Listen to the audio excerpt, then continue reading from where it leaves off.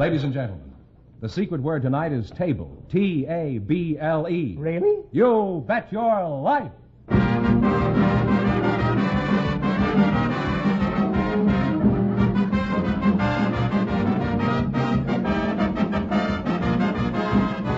The more than 3,000 DeSoto Plymouth dealers of America present Groucho Marx in You Bet Your Life, the comedy quiz series produced and transcribed from Hollywood. And here he is, the one, the only... Groucho! That's me, Groucho Marx.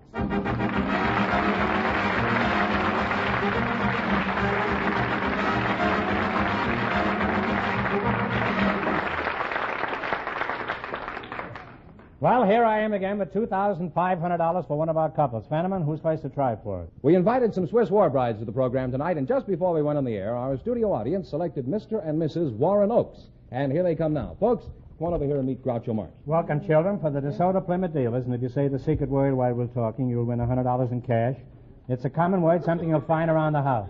Claire and Warren Oakes, is that right? That's right. Oh, you're a Swiss war bride? I'm. You're a very pretty one.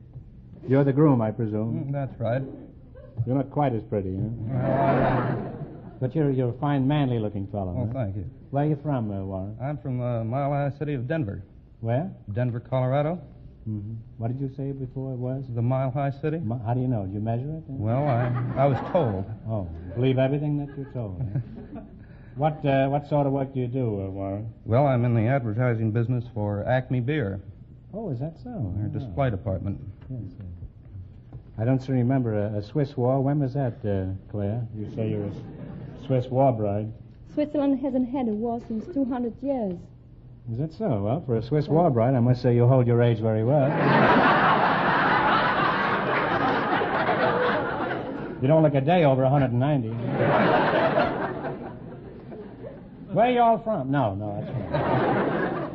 That silly guy from Switzerland. Where are you from? From the Welshire district. The what's that? The Welshire district. Welshire district? Oh, that Sorry. sounds like it's in Wales. Huh? It's a part of Los Angeles. Oh.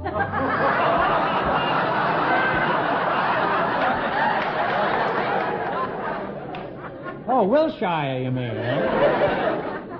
Well, that's practically in Switzerland. Huh? That's a very cute suburban accent you have. Is that pure native Californian, Claire? No. Must be a Swiss accent. Am I getting warmer? No. Don't be so emphatic. Stumble a little, huh? So I'll have company. What do you mean it isn't a Swiss accent? Why isn't it? I couldn't have a Swiss accent as we don't have any Swiss language. There is no Swiss language? No. Well, how do you talk to each other? You just stand on a mountaintop and yodel across the back? We have 4 languages: French, German, Italian, and Romansh. What was the last one? Romansh? Romance? That's right. Which one do you speak, Claire? I speak French. Good. Well, how would you ask me for a kiss in French? I wouldn't ask you for a kiss.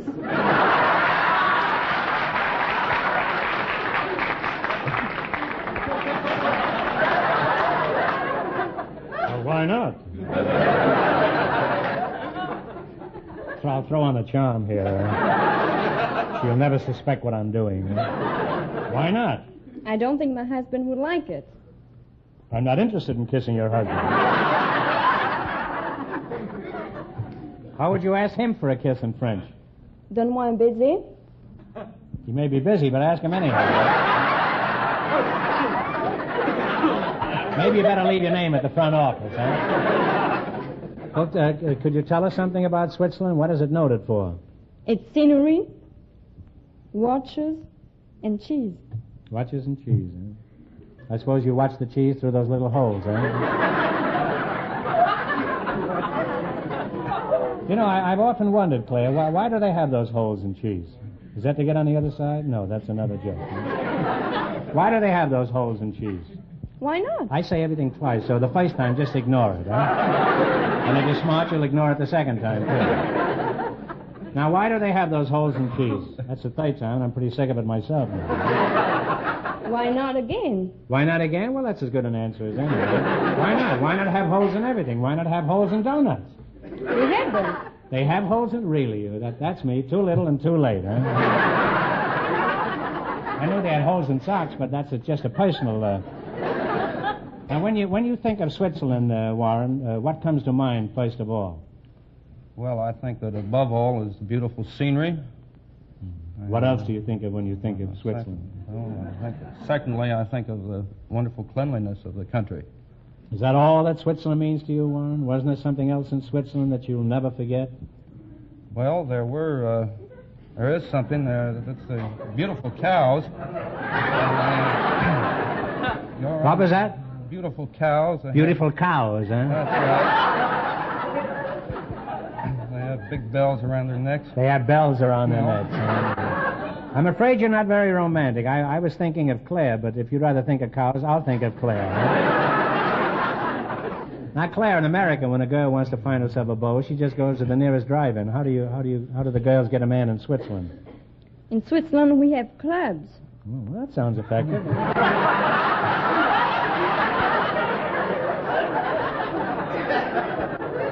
Just pick out the sucker you want and swat him with a club, huh? No, I don't... What do you mean? What kind of clubs? I don't mean that. We have social clubs for sports. For sports? That's right. Well, you're saying the same thing over again in different words. That's all. Now, there's just one more thing, Claire. All Swiss are traditionally good yodelers. Can you yodel? No, I can't. You can't?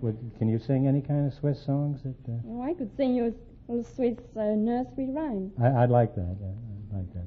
Ainsi font, font, font les petites marionnettes. Ainsi font, font, font trois petits tours et puis s'en vont. That's very sweet, isn't it? Huh?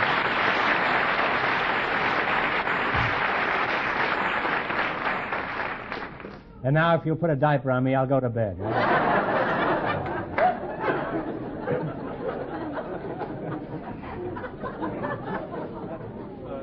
That was really very pretty, Claire, and that song sounded almost as sweet as you look. Now, in just 1 minute, you're going to play You Bet Your Life for a chance at $2,500. Now, right now, I want you to pay close attention to Fenneman.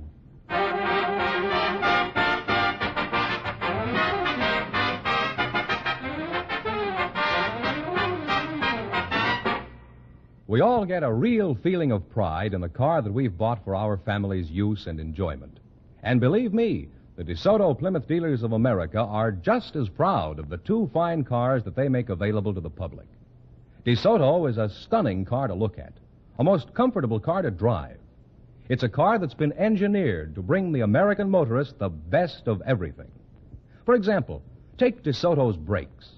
No car in the country has bigger. This means they stop you quickly at high speed, and they stop you with little effort because they respond to the slightest of pressure on the pedal.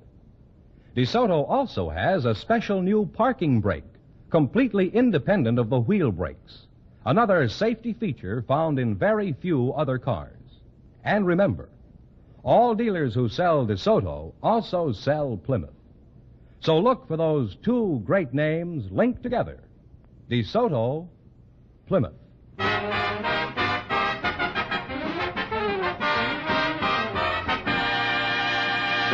Now, let's see if you two will get a chance at the $2,500. Fenneman, explain the rules. Each of our three couples has $20. They each bet as much of that 20 as they want on each of four questions. And the couple that earns the most money gets a chance at the $2,500 DeSoto Plymouth question at the end of the show. You see, our other two couples are in a waiting room off stage, so they don't know what's happening out here. All right, now here we go. Let's see how high I can build you $20. You selected foreign monetary units as your category. Here's your first question. How much of the 20 will you risk? 10. 10. All right, what is the monetary unit of Mexico? Pesos. Peso is right. And they're off to a good start, Groucho. They have $30. You're off to a flying start. Remember, you're going for $2,500. How much of the $30 will you bet? 25, 20, 25. 20. Okay. I know who's the boss in that outfit, huh? What is the monetary unit of Italy? The lira. The lira! You folks are really climbing now. You have $50. Yes, they have $50. That's King Lira. Now, here's your third question. How much will you bet? 40. Now, what is the monetary unit of Russia? The ruble. The ruble is right. Now, they're really on their way now. They have $90. All right, you got $90, and here's your last chance to beat the other couples. How much of the 90 are you going to go for? Pretty dramatic, huh? Well, should we go for 80? Mm-hmm. Or 90? 90. Let's see. The whole thing. What is the monetary unit of England? The shilling. Or the pound. Pound. Which is it now? Pound. The pound is right. And they wind up with a grand total of $180. Goodbye, Sam.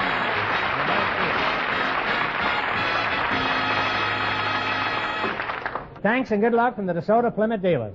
Groucho, the secret word is... Just call me Mr. Marks if you don't mind. Mr. Marks, the secret word is... Call me Groucho. Mr. Groucho, Oh, call me Mr. Marks. The secret Call me word... Charlie. I'm sick of both of them. Harpo, the secret word is... Now I can't talk. I'll go. Say, what's the matter? You're not calling me Chico, huh? It's table. Chico is a table? What kind of nonsense is this, huh? Well, I was trying to... Stick to your business, Penn. All right, I will. I'm not getting paid after being funny. It's huh? right down here. We invited some home economics teachers to the program tonight, and just before we went on the air, our studio audience selected Miss Rosabelle Murchison. Her partner is a typical husband from the audience, Mr. Robert Farnham. Folks, come on over here and meet Groucho Marx. Welcome to You Bet Your Life. And if you say the DeSoto Plymouth secret word, you'll divide $100 in cash. It's a common word, something you'll find around the house. Mrs. Rosabelle Murchison, is that right? That's correct. You're married, Rosabelle, then? Yes, I am.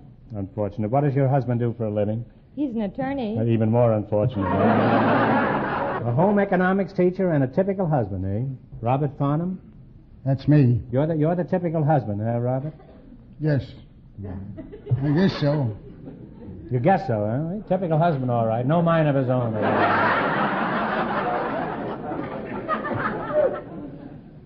Where you from, Bob? New York City. New York City, huh? How long have you been married, Bob? 17 years. 17 years, huh? How'd you meet your wife, or vice versa? Well, I was a policeman out in Coney Island, and I jumped over the boardwalk and went out into the water in full uniform and saved this boy. I brought him out of the water and came back to the beach, and the next thing I knew, I was knocked down. And there was this girl slapping kisses at me and... What do you mean, slapping your kisser? I don't understand. Just telling me how grateful she was and for saving her brother and what she couldn't do enough for me. And here I was in a wet uniform, and she knocked me down in the sand, and the sand was in my pockets and in my shoes and clung to me. And then they invited me home, and they started feeding me goulash and pressing my pants and washing my shoes. Did you have the pants on when they pressed them, or...?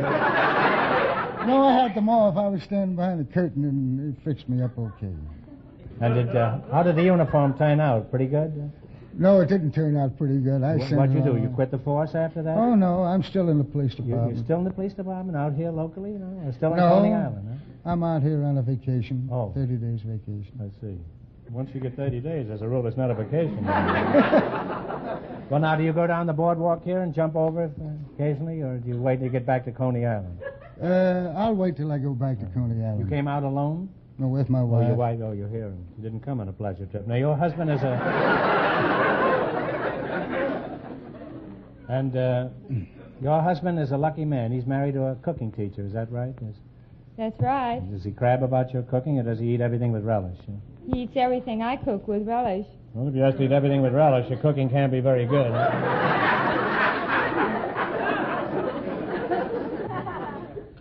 Now, how do you go about teaching your pupils to cook, Rosabelle? What's the first thing you do? Well, the first thing that we do in the laboratory is acquaint them with all the utensils, such as the casserole, the double boiler, the frying pan, the spatula. You forgot the most important thing. What about the can opener?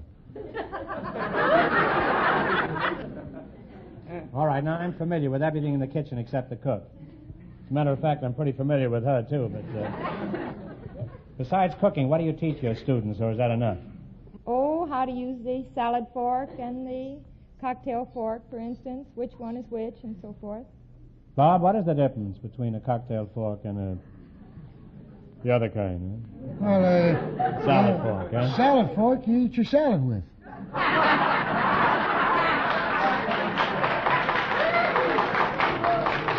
Oh, that's logical. And you drink your cocktails with a cocktail fork, huh? Besides that, the 3 cocktails, who cares? Huh? Bob, suppose you went to a big formal dinner. How could he be sure he's using the right fork, Roosevelt? How could Bob be sure? Well, he should watch the hostess and use the same one she does. Well, I've nothing against the hostess, but if I must use the same fork, I'd want it washed first. I don't want the hostess washed. I just want the fork washed. I don't know whether they heard that. I don't want the hostess washed. I just want the fork washed. I guess they heard it, huh? Well, Bob, you're going to be a social flop. Now, let's see how you two will make out in the battle for the $2,500. You've got to work together as a team and run you $20 no more than our other couple. Can't tell you how much our first couple won, but Fenneman's going to remind our listeners. The Swiss war bride and her husband won $180. Here we go. Let's see how high you can build you $20. You selected food and drink. How much you going to bet at the $20? $10? That's the whole thing. Let's make it 10. Okay. Now, here's your first question. You're going to bet $10. What is the main ingredient of Welsh rarebit? Cheese, and it may either be milk or beer. You don't have to go any further. Cheese is fine, huh? And you're off to a great start. You have $30 now. Remember, you're going for $2,500. How much of the $30 will you bet? 20. $20. What kind of liquor is used in crepe Suzettes? Brandy. Brandy is right. Now you folks have $50. Here's your third question. How much of the 50 are you going to try? 40. $40. All right. What fruit is used in a Waldorf salad? Apples. Apples is right. They're climbing now. They have $90. You got $90, huh? 80. You're going to bet $80. Now, you're really giddy, aren't you? Here's your last chance to beat the other couples. Now, what is the main ingredient of catsup? Tomatoes. Tomatoes is right. And they wind up with a grand total of $170.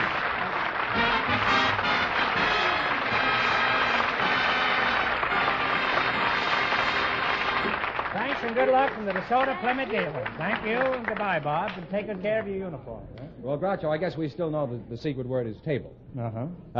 Just before we went on the air, we went searching through our audience tonight for people with unusual occupations. And here come the two who were chosen to be on the program, Miss Margie Dean and the Sideburn Kid. Come on over here, folks, and meet Groucho Marx.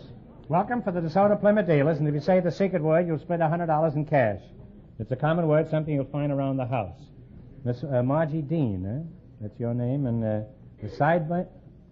Boy, I hadn't seen you before. Huh? How long have you been out here? Sideburn Kid, huh? Yeah. All right, Sideburn, come out from one of those bushes. I see you. What's your real name? The Sideburn Kid. I mean your real name. Well, everyone calls me the Sideburn Kid.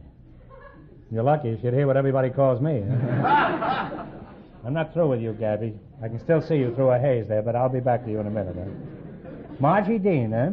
Where are you from, Marge? I was born in Boise, Idaho, but I've been in California since I was 5. Since you were 5? Mm-hmm. You remember Boise at all? No, I don't. Do you have any little Boise or girls? No, sir, I don't have. Mm-hmm. Are you married? No. I'm relieved by that answer. Now, Margie, Fenneman says you have an unusual occupation. Just what is it? I teach parrots to talk. You teach parrots to talk? Yes. Could you teach the Sideburn Kid how to say his name? Certainly could. That's a peculiar occupation. How did you ever get into that kind of a job? Well, I had the bird given to me as a gift. Somebody gave you the bird? Uh-huh. And what is his name? Fibber. Is Fibber a boy parrot or a girl parrot? I don't know. Does Fibber talk? Very much so. Mm-hmm.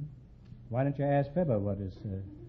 On the other hand, it's probably not important. It's not important except to another parrot.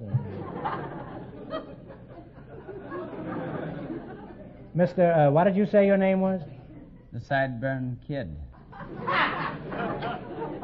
You're the same fellow who was here a minute ago, right? I hope so. What does your wife call you? Well, she calls me just about what every wife calls her husband, and a lot of nice names when she wants a lot of nice things, you know. Like what?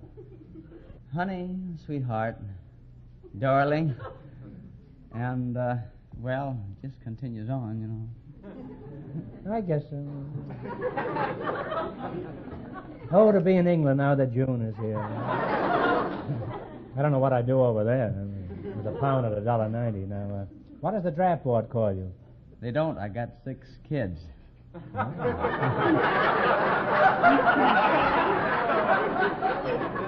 Well, you're more valuable to the Army by being a civilian.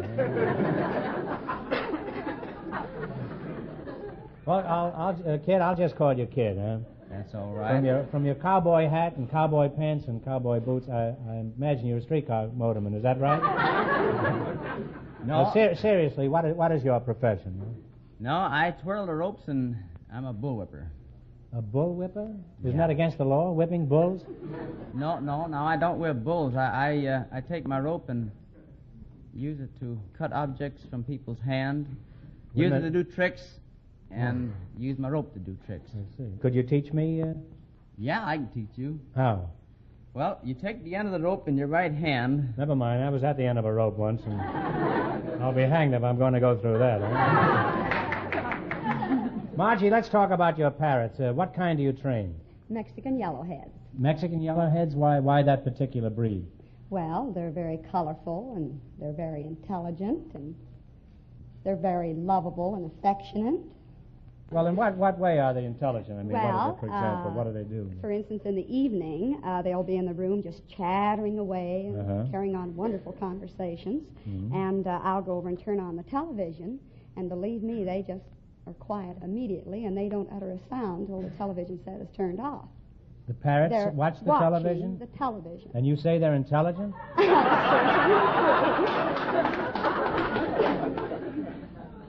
Now, Sideburn, what did you say your real name was?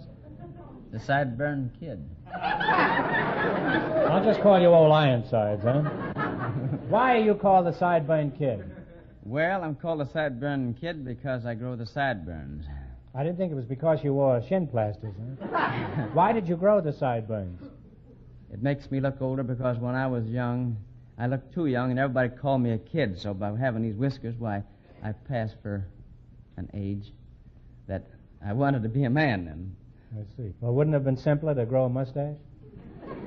Well, everybody wears those. That's kind of common, I thought.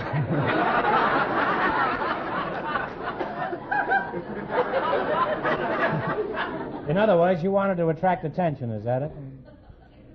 Of course you could attract attention just by drilling a hole in your head and planting petunias. Well, I never thought of that. Well, you're a couple of good sports, and if I ever need a parrot with sideburns, I'll call on both of you. Now, you're going to play You Bet Your Life. You beat our other two couples, and you'll get a chance at the $2,500 DeSoto Plymouth question. I can't tell you how much our other couples won, but Fenneman's off stage to remind our listeners. The Swiss war bride and her husband are still ahead with $180. Here we go. Let's see how high I can build you $20. You selected the young of animals and birds. Is that right? Right. You have $20. Here's your first question. How much will you bet?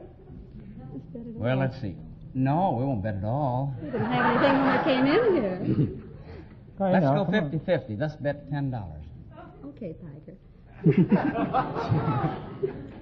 Here's your first question, $10. What is a young lion called? A lioness. One answer between you now. Decide on one answer between you. Talk it over with him, huh? Okay, now. Cub. A cub is right, huh? Well, and on the way, they have $30. They finished in last place in the National League. Now, remember, you're going for $2,500 tonight. How much of the 30 are you going to go for? 25. 25. What is a young goose called? A young goose. Not a duckling. Come on, kids. Young goose. What is it called? Time is a-wasting, huh? What is it? Young goose. Duckling? Oh, Can't get Goose. it. I'm sorry. It's a gosling. I think you own it. They have $5 now, Groucho. That's a shame. I'm terribly sorry, but $5, huh? that's life. It's also $5. Here's your third question. What is a young horse called? A colt. A colt is right. Huh? Well, you're climbing again. Oh, you you're have climbing. $10. You've got $10 now. And here's your last chance to beat the other couples. How much of the 10 will you go for? What have we got to lose Just at as this well point? bet it all. All right. All of it? What is a young cow called? Calf. A calf is right. And they wind up with $20. Oh. And that means that the Swiss war bride and her husband with $180 get the chance at the DeSoto Plymouth $2,500 question.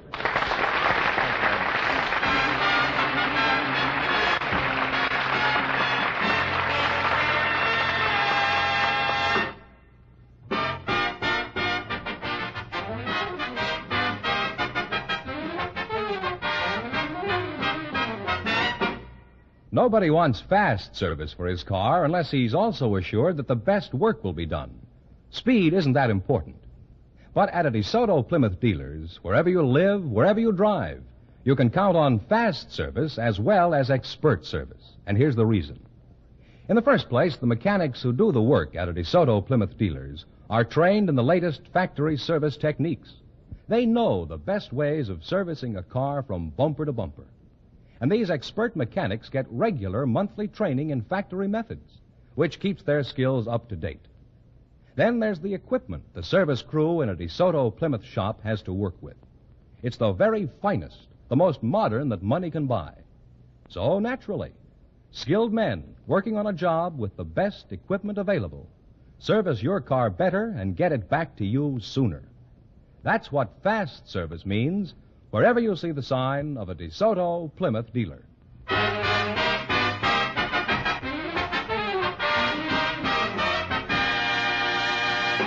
And here comes the Swiss war bride and her husband, all set for the $2,500 DeSoto Plymouth question. And good luck to you. Here we go. All right. We go for $2,500. I'll give you 15 seconds to decide on a single answer between you, so think carefully. And please, no help from the audience. Here it is. In the 1800s, millions of cattle were driven to market over a famous trail that went from Texas to Abilene, Kansas. What is the name of this historic trail known in song and story?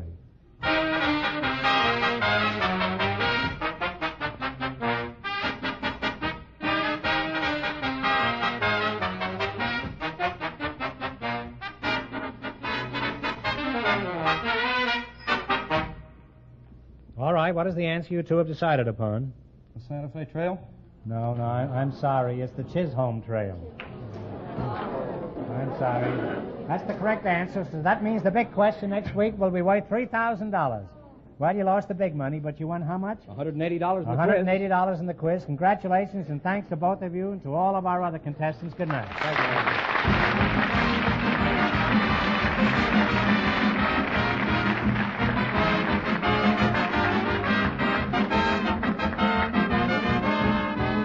Be sure to tune in again next Wednesday night at this time for the Groucho Marx Show, when the big question will be worth $3,000. And don't miss Groucho's television show, also presented by the DeSoto Plymouth Dealers of America.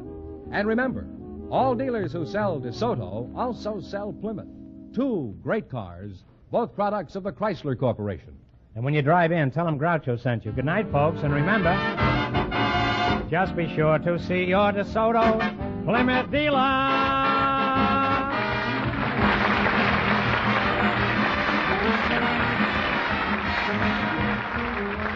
Folks, here's a reminder from the National Safety Council.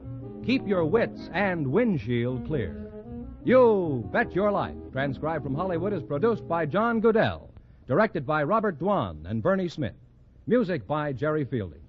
This is George Fenneman, signing off for the more than 3,000 DeSoto Plymouth dealers from coast to coast.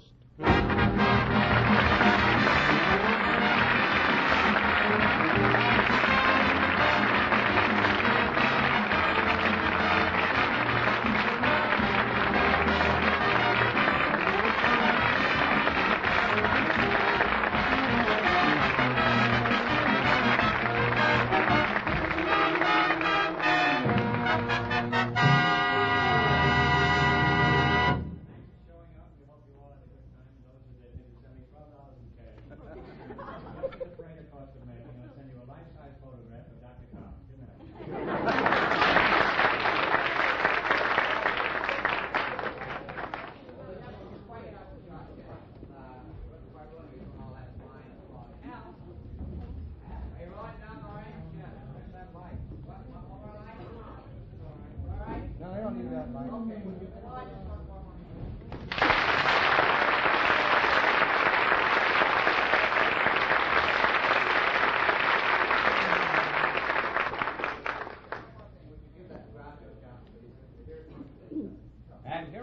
the one, the only...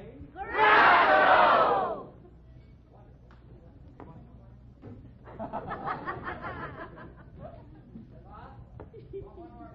Another applause?